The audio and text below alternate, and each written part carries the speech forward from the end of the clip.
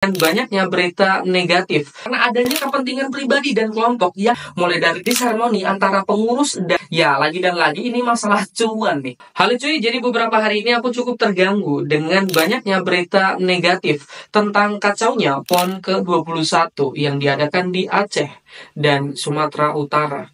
Dan dengan banyaknya kekacauan yang terjadi, banyak juga asumsi dugaan dari netizen kita tercinta tentang alasan kenapa PON kali ini berlangsung tidak maksimal. Dan juga banyak sekali masyarakat yang mempertanyakan apa sih sebenarnya yang terjadi. Karena seperti yang kita tahu teman-teman, PON ini kan ajang olahraga nasional yang dilaksanakan 4 tahun sekali. Nah, 4 tahun itu kan waktu yang cukup lama ya. Jadi masa event sebesar ini tidak dipersiapkan dengan sebaik-baiknya.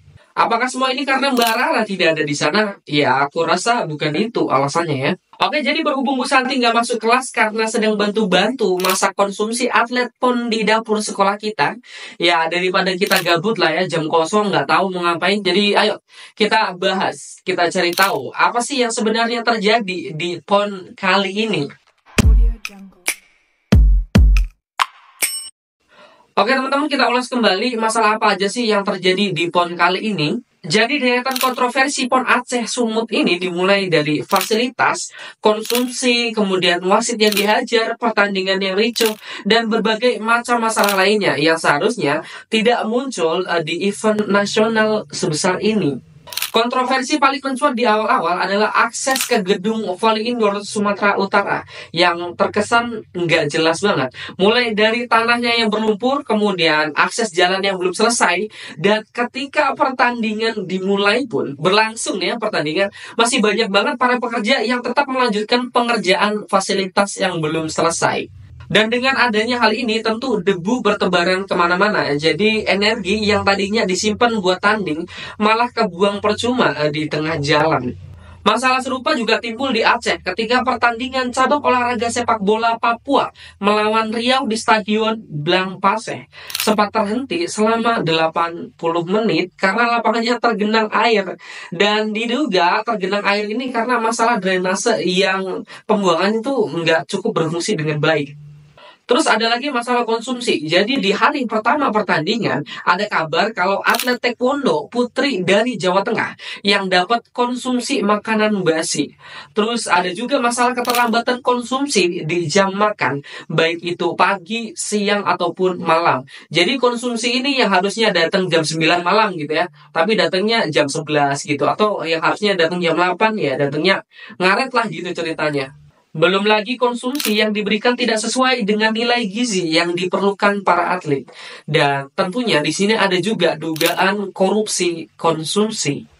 Nah, dugaan korupsi konsumsi ini muncul karena anggaran makanan berat sebesar 50.000 per kotak dan 18.000 untuk snack dinilai tidak sebanding.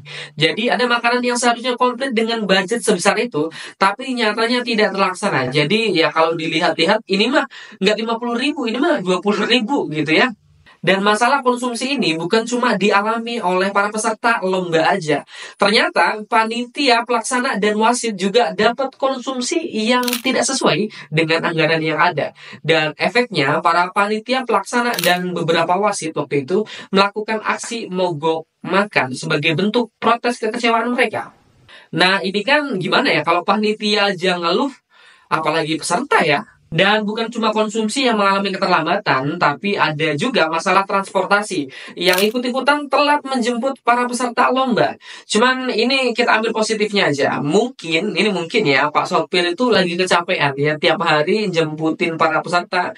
Jadi ya mungkin tidak sengaja tidur. Mungkin. Ada juga tempat istirahat atlet yang sangat tidak proper dan dinilai sembarangan. Terus ada juga kaca jendela di venue basket itu pecah diterjang angin. Yang padahal kalau kalian lihat di videonya, di bawah kaca jendela itu banyak banget penonton. Kejadiannya separah ini loh. Terus ketika ada masyarakat Indonesia yang menilai bahwa PON kali ini adalah PON terburuk, ada bapak-bapak di luar sana yang bilang ini tidak seburuk seperti yang kalian bayangkan. Ya, setiap PON itu ada kelebihan dan kekurangannya ya. Susah ini jawabnya kalau kayak gini ya. Ada juga arena futsal di Deli Serdang yang atapnya bocor. Kemudian ada juga plafon arena tembak yang jebol. Padahal di saat itu ada banyak peserta di bawahnya. Yang ini ngeri sih, ya kalian bayangin aja, kalian lagi enak-enaknya tanding, terus nggak sengaja atap di atas kalian roboh. Ini bahaya banget kan? Terus yang paling epic kemarin adalah pertandingan bola yang ricuh, di mana wasit Eko Agus yang hibernasi setelah dapat tonjokan cinta dari salah satu pemain Sultan, setelah dianggap tidak netral ketika memimpin pertandingan. Dan yang paling epic lagi menurutku adalah kapten timnas sepak bola Sumut dikeroyok sama tim Papua Barat. Ini kok bisa gitu ya? PON itu kan ajang kita adu prestasi loh, bukan adu otot ya. Tolonglah. Oke, jadi segitu aja ulasan kita. Soalnya kalau diterusin tuh banyak banget nih masalahnya. Jadi kita fokus aja ke pokok permasalahan. Kenapa PON kali ini terlihat kacau dengan banyaknya respon negatif dari masyarakat? Nah, setelah aku cari tahu, setidaknya tuh ada 4 alasan kenapa PON kali ini tuh kacau. Ya, kita bahaslah satu-satu. Jadi, kita mulai nih. Yang pertama itu, kemarin sempat viral kalau anggaran PON Aceh Sumut itu terendah dibandingkan 4 PON yang diadakan sebelumnya, dengan nilai anggaran mencapai 800 miliar rupiah. Nah, anggaran yang rendah ini sempat dibahas para konten kreator sebelumnya tuh. Tapi nggak lama kemudian, Kementerian Keuangan dan Menpora merilis berapa nilai anggaran PON Aceh Sumut yang sebenarnya. Dengan total keseluruhan anggaran mencapai 3,94 triliun rupiah. Dan dengan dirilisnya anggaran baru itu, dugaan pertama kita tentang keterbatasan anggaran itu tidak terbukti. Berarti itu bukan alasan kenapa PON kali ini tuh kacau. Kalau gitu kita masuk pada dugaan kedua, yaitu dugaan pada pihak ketiga pengembang venue PON Aceh Sumut yang dinilai tidak memenuhi standar. Jadi kalau menurut Koordinator Transparansi Tender Indonesia, Pak Nasruddin Bahar, menyatakan bahwa PON ke-21 di Aceh dinilai tidak mencapai target karena kurangnya persiapan sejak awal. Nah, menurut Pak Nasruddin, ada banyak banget persoalan yang timbul di dalam tubuh KONI Aceh. Mulai dari disharmoni antara pengurus dan PJ Gubernur sebagai penanggung jawab, dan keterlambatan proses tender menjadi penyebab utama banyaknya fasilitas venue PON Aceh Sumut yang belum siap. Nah, ini tuh terjadi karena adanya kepentingan pribadi dan kelompok yang ingin rekanannya memenangkan tender. Ya, lagi dan lagi ini masalah cuan nih. Ditambah lagi seperti yang kita tahu, di tahun ini pemerintah daerah juga disibukkan dengan pelaksanaan pilkada. Jadi dengan itu, fokus pemerintah itu terbagi menjadi dua. Yang satu ke pemilihan kepala daerah, dan yang satu lagi ke Pekan Olahraga Nasional. Dan Pak Nasruddin Bahar juga sudah memprediksi kegagalan PON Aceh Sumut ini. Menurut Pak Nasruddin, PJ Gubernur Aceh harusnya mengambil langkah yang strategis, memilih menyelesaikan dan menyukseskan PON sebagai agenda nasional, atau mundur dan fokus pada pemilihan kepala daerah.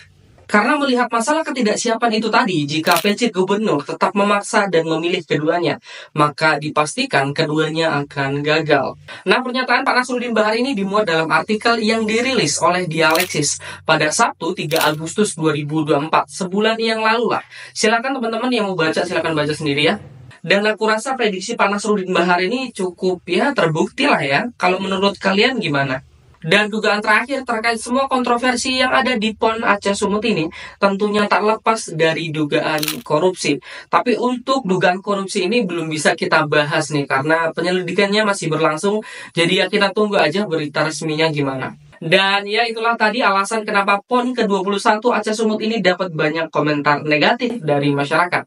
Kita rangkup ya satu-satu biar lebih jelas. Alasan yang pertama itu karena adanya persoalan di dalam tubuh penanggung jawab itu sendiri.